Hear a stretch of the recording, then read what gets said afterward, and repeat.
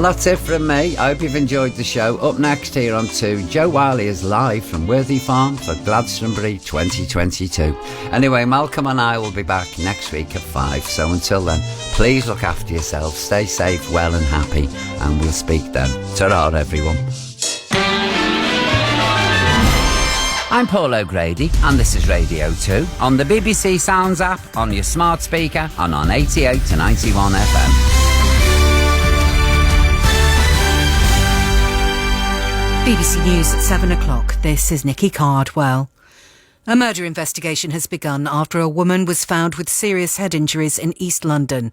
Police believe she was attacked in the early hours of this morning in Ilford. No one has been arrested. Laura Trant reports. The 36-year-old woman was walking towards Gants Hill Station when she was the victim of what police have called a horrific assault. Detectives from the Specialist Crime Unit are working to piece together what happened. They're examining the scene, surrounding area and footage from security cameras. Police are appealing for anyone who is in the area between the hours of 2 and 3 o'clock this morning to get in touch, including any drivers with dashcam footage. They're urging local women to remain alert. South Africa's President Cyril Ramaphosa has sent his condolences to the families of the 21 teenagers who died in a nightclub.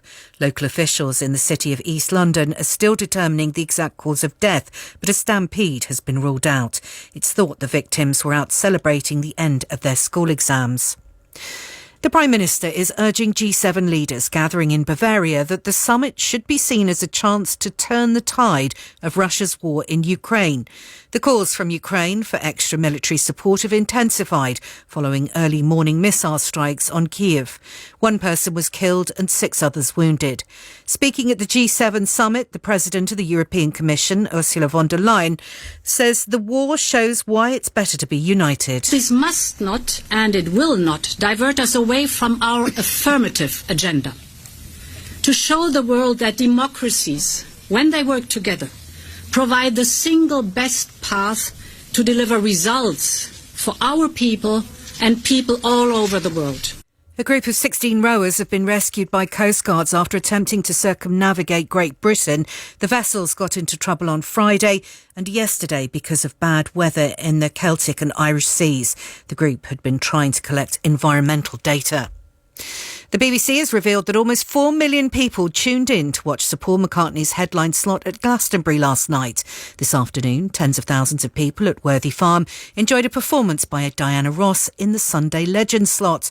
Our culture editor Katie Razzle, who's at the festival, says the show went down well. She did rock it, I have to say. She was a hit machine, not just I'm Coming Out, but Ain't No Mountain, Chain Reaction, Baby Love, and she ended with the classic I Will Survive. You know, she may have hit the odd duff note, but this was about a huge collective experience. She rocked it and the crowd loved it. And the weather: showers in western parts of the UK. They'll be particularly heavy in Wales, the southwest and the northwest of England. Dry and clear everywhere else. BBC News, it's 3 minutes past 7.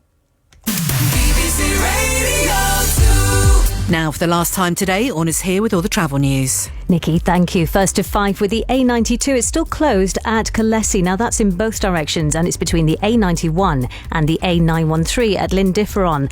Also queues on the A74M. That's partly blocked at Beatock at junction 15. Again, an accident the cause. And the M57 is still closed northbound on Merseyside, junction 2 at Prescott. It's weekend work that's going on till tomorrow morning. At the M62, those queues still there, mainly on the westbound side from Tingley at 28, heading towards 27 at Gildersham near Leeds, which is where the roadwork section is going on. The A1M, South Yorkshire queues there, Doncaster bypass, the junction 38 near the A1, that's where it joins it there at Redhouse, through to junction 35 of the M18 still queuing. The M6 looking slow, 10 down to 9, that's from junction 10 at Walsall to 9 at Wednesbury southbound. M42 at junction 6 Birmingham Airport, and just off the motorway there, the A45 Birmingham Road eastbound is still closed until tomorrow morning. Cambridgeshire, the A1 is closed, that's from the A14 at junction 22 Brampton Hut to Buckton roundabout.